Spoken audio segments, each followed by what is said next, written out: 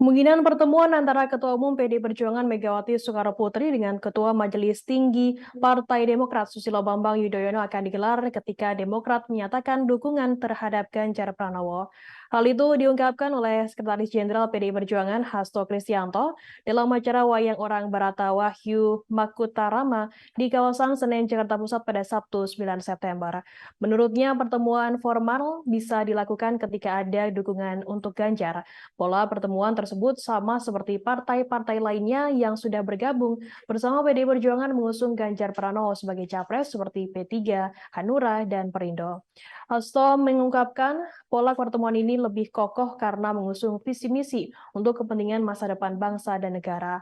Hasto menjelaskan pola pertemuan juga diadakan secara bertingkat. Sebelum perjumpaan Megawati SBY, pihaknya akan lebih dulu mengutus beberapa orang untuk berkomunikasi. Salah satu contohnya pertemuan antara Ketua DPP PDI Perjuangan Puan Maharani dan Ketua Umum Partai Demokrat Agus Harimurti Yudhoyono. Begitu pula komunikasi lain dari kader PDI Perjuangan yang telah terjalin meliputi Said Abdullah, Oli Dondo Kambe, Bambang Wuryanto, dan sebagainya. Adapun saat ini Partai Demokrat masih menjajaki potensi kerjasama politik antara dua parpol, antara dengan PDI Perjuangan maupun dengan Partai Gerindra. PDI Perjuangan terbuka terlihat dari beberapa pertemuan yang sudah terjadi.